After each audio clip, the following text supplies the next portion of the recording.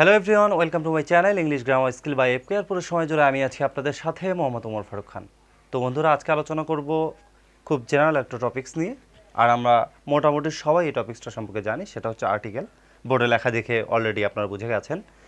তো যে কোনো ধরনের গ্রামেটিক্যাল পার্ট আমরা বছরের পর বছর কেন শিখতে হচ্ছে, অর্থাৎ সেই বিষয়টার ওপর আমরা যথাযথ দখল নিতে পারি না। কেন নিতে পারি না, কী কারণে নিতে পারি না, সব বিষয়টাই আজ উপস্থাপন করব। আজকে আর্টিকেলের খুব জেনারেল কিছু সাইট আলোচনা করব, যেগুলো হয়তো আমরা জানিই না। কেন জানি না, হয়তো আমাদেরকে কখনো শেখানোই হয়নি। অর্থাৎ আমি চাই আমার ক্লাসে নতুন কিছু প্রেজেন্টেশন দিতে, এবং যাতে করে আপনারা নতুন কিছু শিখতে পারেন এবং নতুন কিছু সম্পর্কে আপনাদের ধারণা আসে। সো আজকের ক্লাসটাও তেমনই কিছু, এবং আই হোপ, আমি এটা আশা রাখছি, কোনো একটা বিষয় সম্পর্কে প্রপার জানতে গেলে যে বিষয়গুলো জানা দরকার সে বিষয়গুলোই আমি এখানে উপস্থাপন করেছি। সো আর্টিকেলের ব্যবহারবিধি নিয়ে আজকে আলোচনা করব না, আজকে আলোচনা করব আর্টিকেলটা কিভাবে সঠিকভাবে ইউজ করতে পারবো আমরা। সেই সঠিক ইউজ করতে গিয়ে আমাদের কি কি জানা দরকার বা আমাদের কোন কোন ধারণাগুলো রাখা দরকার, সেই বিষয়গুলোই আজকে আলোচনা করব। সো ফার্স্ট আমি চলে যাচ্ছি আর্টিকেলস। আর্টিকেলস অর্থ পদাশ্রিত নির্দেশক, পদ আশ্রিত নির্দেশক। সো কি বোঝাচ্ছে এখানে সেটাও পরে বোঝাবো। জাস্ট বাংলাটা বললাম, পদাশ্রিত নির্দেশক, কোনো কিছু নির্দেশ করা হচ্ছে এখানে। আর মূলত আর্টিকেলের যেটা কাজ সেটা হচ্ছে নাউনের পূর্বে বসে নাউনকে নির্দিষ্ট বা অনির্দিষ্টতা প্রদান করা। সো এটাই হচ্ছে আর্টিকেলের কাজ। সো চলে যাচ্ছি আমরা জেনারেল যে বিষয়গুলো জানি সেগুলো একবার দেখব। ইংরেজিতে এ, অ্যান এবং দা, এই তিনটিকে একত্রে আর্টিকেল বলে। আমরা সকলেই জানি, এটা জানা কথা, এমন কোনো স্টুডেন্ট নাই যে এটা জানে না। সো এটা সম্পর্কে নতুন করে বলার কিছু নেই। দেন পূর্বে আর্টিকেলসকে পার্টস অফ স্পিচ হিসেবে বিবেচনা করা হতো। আই হোপ, আমি শিওর দিয়ে বলতে পারি 95%-এরও বেশি স্টুডেন্ট এই টপিক্সটা সম্পর্কে জানে না। অর্থাৎ পূর্বে আমরা আর্টিকেলটাকে আর্টিকেল হিসেবেই জানি, বাট পূর্বে এটাকে পার্টস অফ স্পিচ হিসেবে বিবেচনা করা হতো।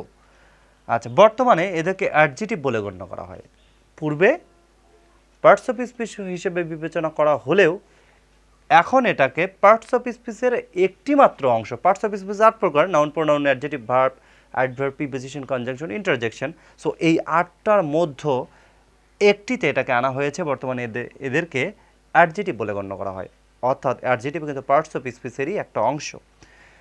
আর্টিকেলগুলো কোনো ব্যক্তি, বস্তু বা প্রাণীকে নির্দেশ করে সেন্টেন্সে ব্যবহৃত হয়। আর্টিকেলগুলোর কাজ কি? কোনো ব্যক্তি, বস্তু বা প্রাণীকে নির্দিষ্ট করে কোনো সেন্টেন্সের মধ্যে ব্যবহার হবে। সো এটুকু ছিল হচ্ছে, আশা রাখছি নতুন কিছু বোঝাতে পেরেছি, এর মধ্যে দিয়েছি আমি।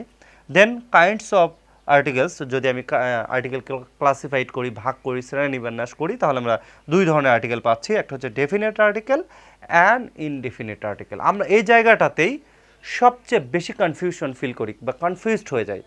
সেটা কেন? আমরা এই জায়গাটা নির্দিষ্ট কোনটা, অনির্দিষ্ট কোনটা, কোনটা দিয়ে নির্দিষ্টতা বোঝাচ্ছে, কোনটা দিয়ে অনির্দিষ্টতা বোঝাচ্ছে, এই জায়গাটাতে কনফিউজড হয়ে যাচ্ছে।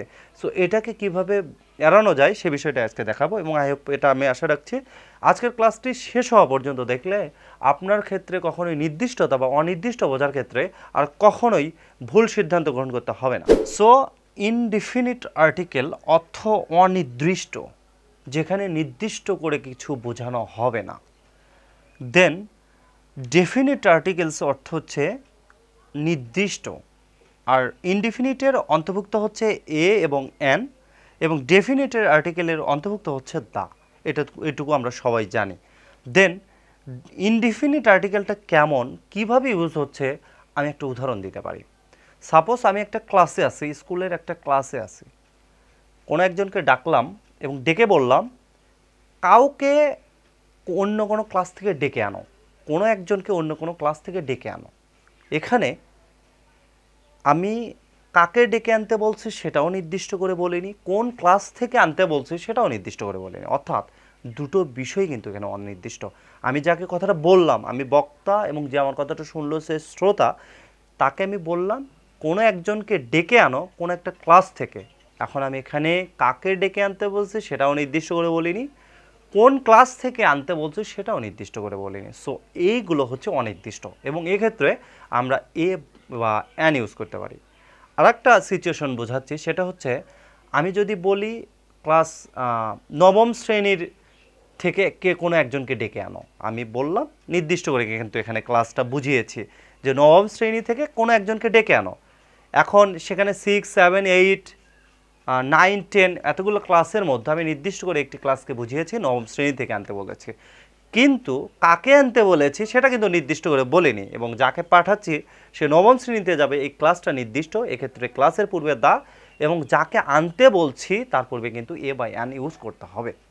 আরও একটি সিচুয়েশন বোঝাচ্ছি, আমি যদি এবার নির্দিষ্ট করে বলি নবম শ্রেণীতে যাও এবং মিস্টার শফিককে ডেকে আনো, এখন কথা হচ্ছে এখানে নবম শ্রেণীটাও হচ্ছে নির্দিষ্ট এবং মিস্টার শফিককেও আমি নির্দিষ্ট করে বললাম, সেক্ষেত্রে দুটোতেই দা ইউজ হবে। এটাই হচ্ছে নির্দিষ্টতা এবং অনির্দিষ্টতার ভিতর পার্থক্য। চলে আসব, একটু এক্সাম্পল দেওয়া যাক। কাউ ইজ, গরু হয়, ইউজফুল অ্যানিমেল, ইউজফুল মানে উপকারী, অ্যানিমেল মানে প্রাণী। এখন দ্য কাউটাকে নির্দিষ্ট করে বোঝাচ্ছে, কোন প্রাণীটা হচ্ছে নির্দিষ্ট, সেক্ষেত্রে আমি এখানে দা ইউজ করতে পারছি। দেন দ্য কাউ ইজ ইউজফুল, আমরা জানি কোনো ওয়ার্ডের শুরুতে যদি ভাওয়েল থাকে তাহলে তার পূর্বে আমাকে অ্যান ইউজ করতে হয়, কিন্তু এখানে আরও একটি শর্ত আছে, সেটা হচ্ছে যদি ওই ওয়ার্ডটির পূর্বের যে অক্ষরটা বা পূর্বের যে লেটারটা থাকবে সেটার উচ্চারণ যদি ইউ বা ওয়ার মতো হয়, এখানে দেখতে পাচ্ছি আমি ইউজফুল, সো সেখানে অ্যান না বসে এ বসবে, অর্থাৎ the cow is useful animal. Then পরেরটা দেখি, সান নির্দিষ্ট করে বোঝাচ্ছে সূর্য, সো এখানে আমরা দাব ইউজ করব। The sun raises in east, কোন দিকে উঠছে, ইস্ট হচ্ছে একটা দিক নির্দেশ করছে, পূর্ব দিক নির্দিষ্টভাবে, সেক্ষেত্রে আমরা এখানেও দা ইউজ করব, অর্থাৎ the sun raises in the east, অর্থাৎ সূর্য পূর্ব দিকে উদিত হয়। সো প্রিয় শিক্ষার্থী বন্ধুরা, আমি আরেকটা সিচুয়েশন দেখাচ্ছি, সেটা হচ্ছে ইনডিফিনিট আর্টিকেলের ক্ষেত্রে। সো ইট ইজ অ্যাপল, এখানে আমরা জানি কোনো ওয়ার্ডের প্রথম ওয়ার্ড বা লেটারটি যদি হচ্ছে ভাওয়েল থাকে তাহলে সেখানে সরাসরি অ্যান ইউজ করতে হচ্ছে। So it is an Apple দিয়ে দিলাম, বাট এখানে আরেকটা সিচুয়েশন আমার আছে, যেটা হচ্ছে it is red Apple, it is red Apple, এখানে আমরা জানি অ্যাপেলের পূর্বে অ্যান হয়, বাট এখানে রেড আছে, রেডটা কিন্তু হচ্ছে অ্যাডজেটিভ এবং এটার একটা কোয়ালিটি নির্দেশ করছে, সেক্ষেত্রে আমরা রেডের হচ্ছে প্রথম অক্ষরটা দেখছি হচ্ছে কনসোনেন্ট, এবং সেক্ষেত্রে আমাকে এখানে ইয়ে ইউজ করতে হচ্ছে। সো এইটুকু ছিল আসলে হচ্ছে বেসিক ধারণা, আর্টিকেল সম্পর্কে একটা বেসিক নলেজ। আমি বরাবরই বলে থাকি কোনো একটা বিষয় সম্পর্কে আমাদের প্রপার পারতে হলে ওই বিষয়টার খুঁটিনাটি যত বিষয়গুলো আছে, রিলেটেড যে বিষয়গুলো আছে, সম্পূর্ণ বিষয়টার সম্পর্কে ধারণা থাকা বা রাখা অত্যন্ত প্রয়োজন। আমরা এটা রাখি না বলেই বা সরাসরি আমরা একটা ক্লাসে যাচ্ছি, আর্টিকেলের ব্যবহার করানো হচ্ছে, নির্দিষ্ট বোঝালে নির্দিষ্ট কোনো স্থান, প্রাণী বোঝালে তার পূর্বে দা বসে, ওয়ার্ডে প্রথম অক্ষর ভাওয়াল হলে তার পূর্বে এ বসে, বা ভাওয়াল হলে তার পূর্বে এন বসে, এরকম করে ক্লাস বোঝানো হচ্ছে। বাট আর্টিকেলটা কি, আর্টিকেলটা কোথায় কিভাবে ইউজ হচ্ছে, আর্টিকেল নির্দিষ্টতা বা অনির্দিষ্টতা কেন, কোন সিচুয়েশনগুলো দিয়ে আমরা নির্দিষ্টতা বা অনির্দিষ্টতা বুঝতে পারি, এই বিষয়গুলোকে কিন্তু আলোচনা করাই হয় না।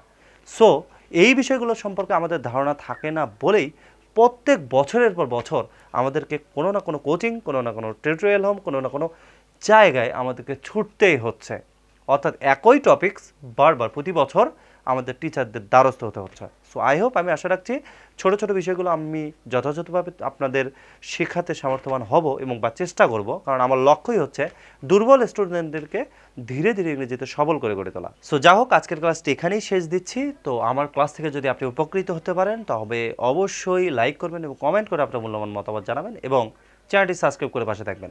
সো আজকের মতো এখানেই চলে যাচ্ছি, দেখা হবে পরের ক্লাসে আর্টিকেলের ব্যবহার বিধির সাথে। সে পর্যন্ত সবাই ভালো থাকবেন, সুস্থ থাকবেন, আল্লাহ হাফেজ।